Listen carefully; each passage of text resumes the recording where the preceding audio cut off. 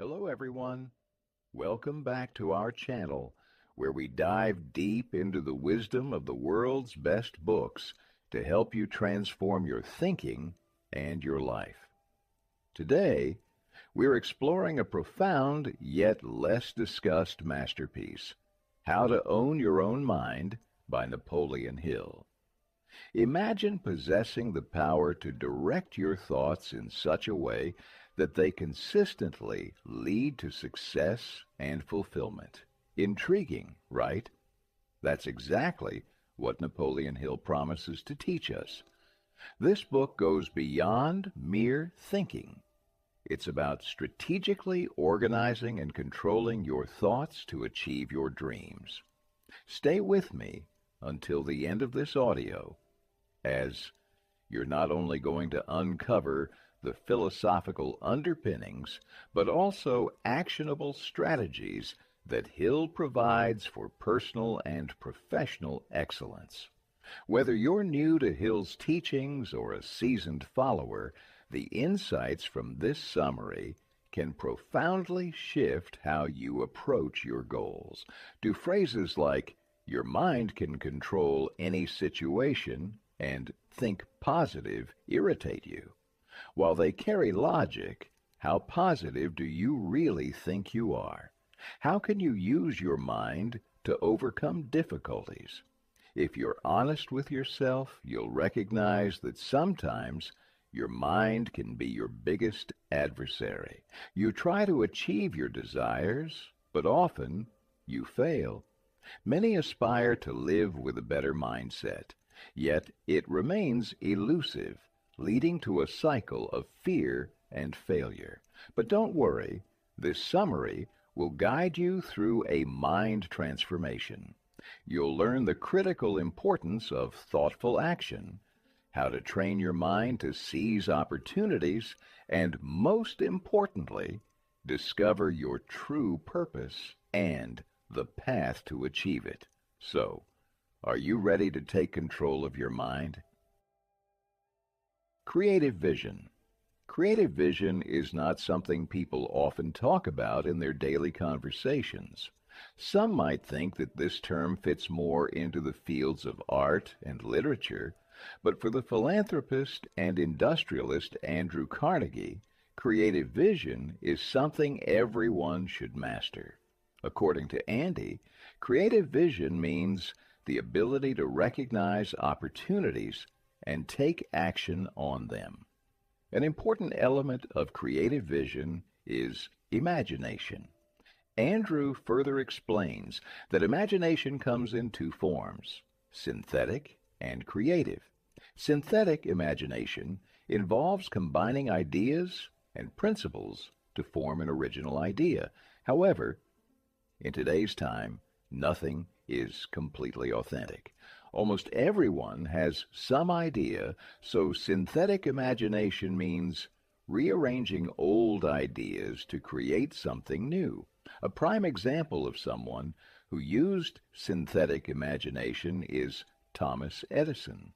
He used two existing principles to invent the incandescent electric lamp, commonly known as the bulb. These were the principles of energy and the electric lamp, which were already in use during Edison's time. However, electric lamps did not last long. The light came on because it had pieces of wire connected to electric energy, producing a white glow. Electricity would burn out the lamp's metal quickly, so Edison thought of using charcoal, which could burn for hours with electric energy. This original idea from two old ideas was used by Edison for many years. Another type of imagination is creative imagination. This happens when a person creates a new idea. The artists and writers you admire use their creative imagination. They don't know where these ideas and visions come from, but they come. Back to Edison, where did the brilliant idea of using charcoal in lamps come from? In many interviews, Edison said that he just had an idea and took action on it. The same applies to the artists you like so much. Often they don't know where their lyrics, tunes, or plots come from. That's the specialty of creative imagination. Creative vision requires your imagination. In other words, you should start developing your synthetic and creative imagination for what you need. While developing your imagination, you need to remember a few things. First is the definiteness of purpose principle, which means being clear about your purpose. The thought of financial benefit can stimulate imagination. As trivial as it may sound, money makes life somewhat easier and brings its own popularity. Second is the mastermind principle. This occurs when a group sits at a table to find ways to improve a product or come up with a good business idea. It's a good way to use imagination because everyone has the same purpose in mind. Third is the going the extra mile principle. Suppose a woman does what she loves, like Anna, who loves animal rescue. She loves animals so much that she wants to find more ways to spend time with them. Anna's passion for animals stimulates her synthetic and creative imagination. Fourth is the applied faith principle. Whatever you believe in, your faith can be a great source of imagination. History is full of famous people who achieved what they wanted because of their faith. Fifth is the organized individual endeavor principle. This is a direct approach to stimulate imagination for creating something, an example being Thomas Edison's invention of the incandescent electric lamp. Organized thought. Have you ever thought about your thoughts? Have you noticed how you think? Like most people, you probably haven't. If you want to achieve what you desire, it is essential to know how you think. So you need to organize your thoughts. This can be done in two ways, through inductive or deductive reasoning. Inductive reasoning is when your thoughts are based on accepting unknown facts. For example, when the sky is overcast and it looks dark, you take an umbrella when you go out. This is inductive reasoning. Deductive reasoning means your thoughts are based on known facts. For instance, Peter is called a bachelor because he is unmarried. This reasoning does not tolerate opinions. Opinions cannot be trusted and can be dangerous. Why? Because opinions are biased and often lack knowledge or information. Therefore, to organize your thoughts accurately, you should not listen to others' opinions. It is often difficult to differentiate between fact and opinion. Here are some things the author of this book, Napoleon, wants people to know about opinions. Opinions can only be trusted when they are based on facts. Renee is among those who always have an opinion on everything. In every conversation, she makes sure to voice her thoughts, always ensuring they are based on facts. Opinions are considered free advice. Sometimes, in certain situations or problems, we should listen to our friends and family. When Diana has to make a big life decision, she always listens to her partner, her best friend, and her parents. However, she makes sure to scrutinize their advice rather than blindly trusting it. We should periodically double-check our sources of information. This keeps your mind alert and sharp. Brandon likes to keep up with world news. He always makes sure to read the daily news. Various media outlets provide him with the information he needs. However, Brandon does not blindly believe everything he reads. Instead, he does his research and ensures that the media outlet or report he is reading is authentic and well known. Moreover, Brandon is aware that different news reports might have different opinions on the same issue. Therefore, he ensures he reads only unbiased reporters and journalists. Being selective about the information he takes helps Brandon think correctly. Question everything. Keep gathering more information until you are convinced that something is based on fact. Organized thinking takes time and, most importantly, controlled habits. Until you make it a controlled habit, you cannot think in an organized way. Think of your mind as a camera that has lots of information stored. If you do not know what to focus on, your mind will keep capturing everything.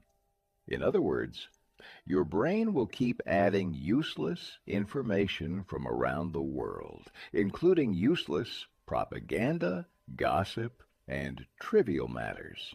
A controlled habit will help your camera stay focused.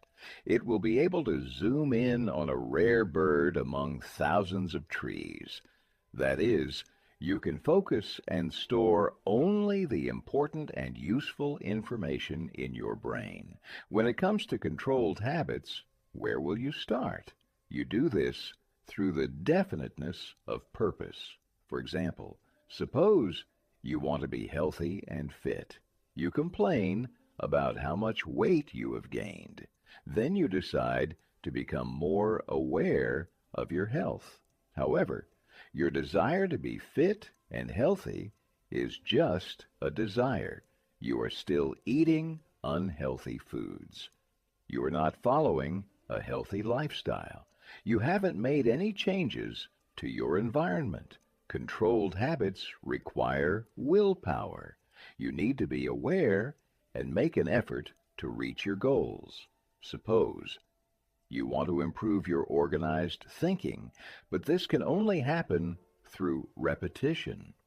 You no longer easily believe everything. You research the things you want to know more about. The example above is more of physical repetition. Although it is effective, you should also do mental repetition. A good example would be affirmations. Emile Coué, a psychologist and pharmacist, strongly believed in the power of thought habits or affirmations. His followers call his mantra the health and success formula. The mantra was, day by day, in every way, I am getting better and better.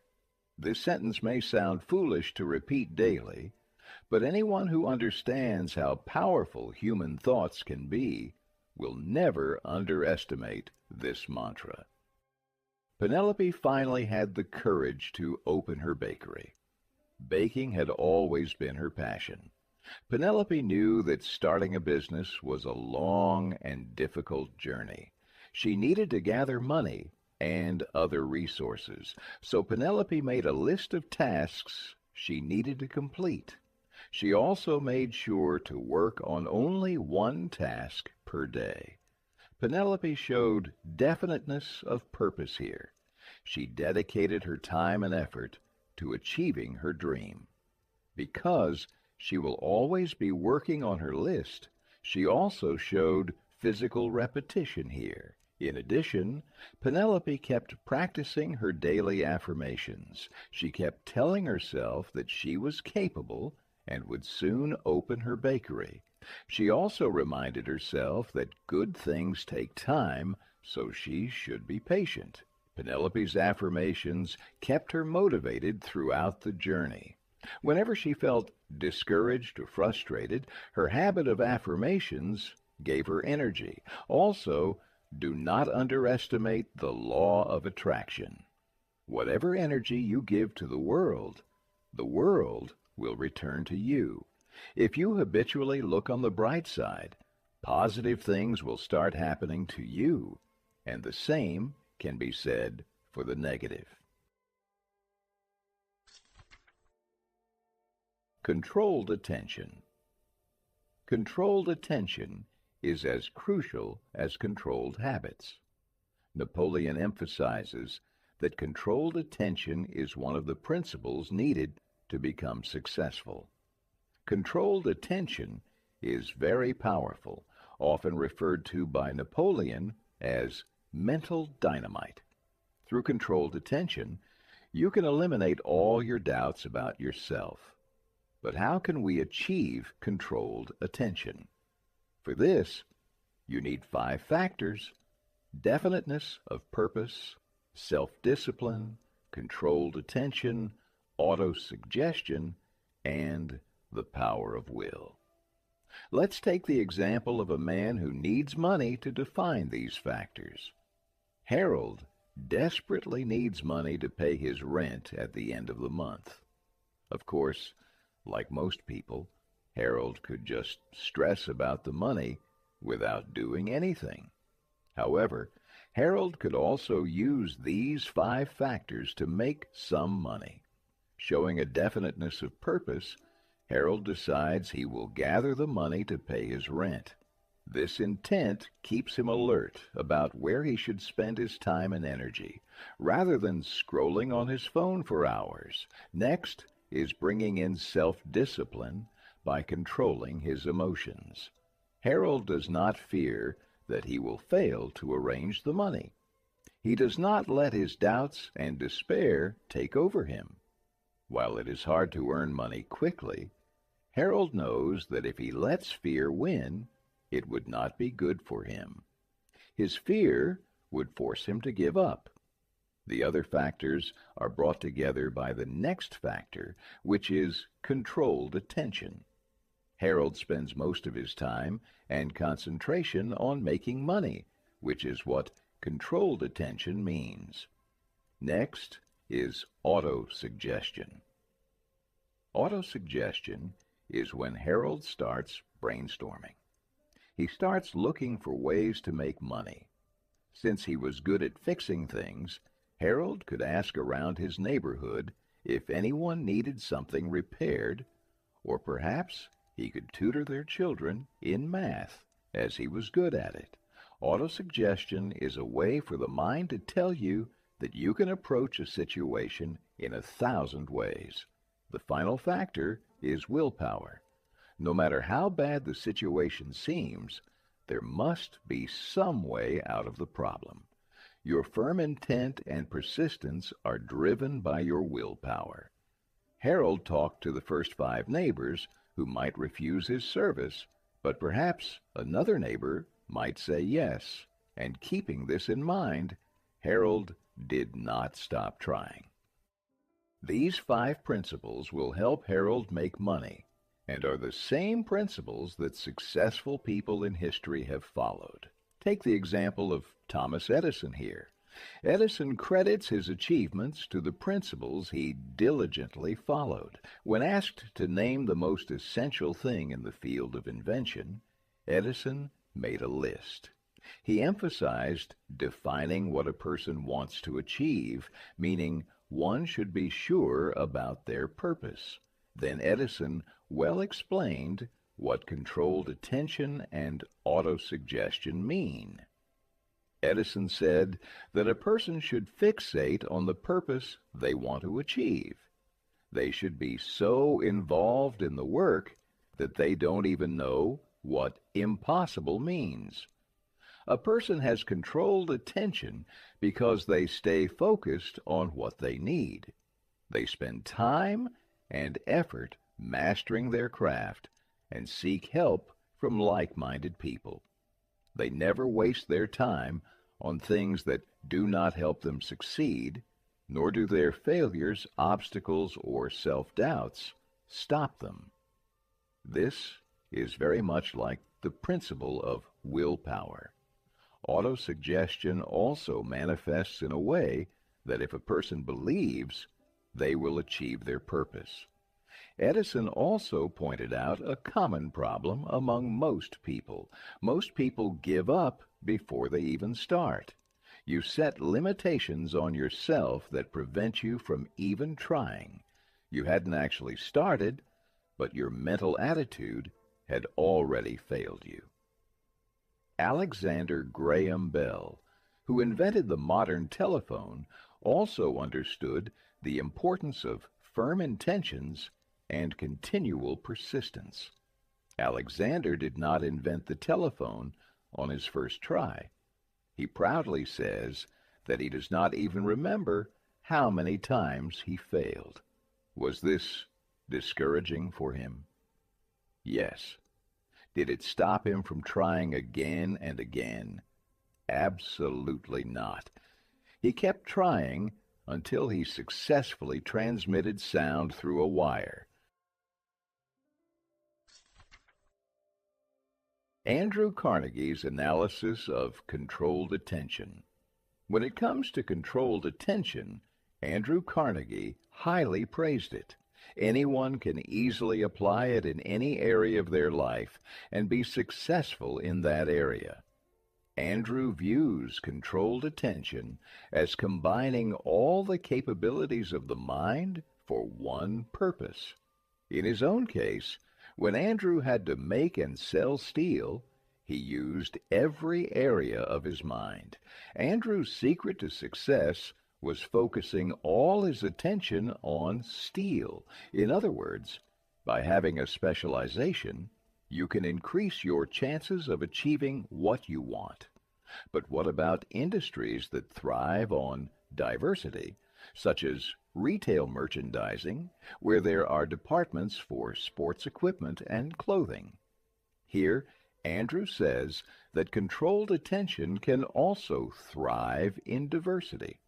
Retail merchandising still requires specialization. For example, their clothing department has a manager who is an expert in deciding what types of blouses and shirts should be sold. Their sports department also has an expert who advises on which sports equipment and machines will sell quickly. Thus, controlled attention can also be successful in diversity. Even in corporate jobs, you can achieve controlled attention, where there are departments, managers, and rank-and-file employees for a specific area of the company. A human resources manager never takes on the responsibilities of the chief financial officer. The same thing can be said for its employees. An employee from the accounting department does not handle tasks from the sales department.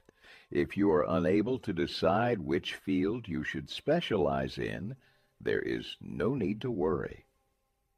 Andrew advises that we should carefully decide where to invest our time and effort. If you have an idea of what your major purpose in life is, this will also help you. It can lead you in the right direction. For example, Claire is currently a college student. She is still deciding in what she should specialize. Although she is studying communications, she does not like to choose a career related to her major. Claire is completing her education. She has also explored some other career options that she might pursue. By the time she completed her education, Claire had understood what she wanted to become. Ultimately, she decided it would not be related to her major. Then she decided to choose medicine. Claire realized that she wanted to help people in need. She found that she could help the most by becoming a doctor. Of course, her college degree was not wasted. It helped her become an even more effective physician because she could communicate more clearly with her patients. Andrew does not think that not having a specialization is a waste. This time can be used to improve soft skills, such as communicating effectively, working in a team, and becoming self-disciplined. Changing your specialization is also not wrong if you need to do so. Yes, you spent many years doing well and staying focused in a specific area, but your passion and desires can change. Yes, starting anew in a new career might feel like you have wasted your time up until now, but a greater waste of time would be if you do not do what you have always wanted to do. Conclusion. First, you learned about creative vision. Creative vision is defined as the ability to recognize opportunities and take action on them. You cannot have creative vision without using your imagination. Imagination comes in two types: synthetic and creative. Synthetic imagination creates an original idea by combining old ideas and principles, while creative imagination occurs when someone comes up with a completely new idea. You can use 5 principles to stimulate your imagination. These are definiteness of purpose, the mastermind, going the extra mile, applied faith, and organized individual endeavor. Second, you learned how to practice organized thinking. Organized thoughts do not listen to opinions. If an organized mind hears an opinion, it fully analyzes it. You can achieve organized thought only through controlled habits. Controlled habits mean consciously striving to achieve what you need. This is done through physical and mental repetition. Third, you understood controlled attention. Controlled attention is as important as organized thought. There are 5 factors to controlled attention: definiteness of purpose, self-discipline, controlled attention, autosuggestion, and willpower. Fourth, you learned that controlled attention applies to every area of life, especially in careers.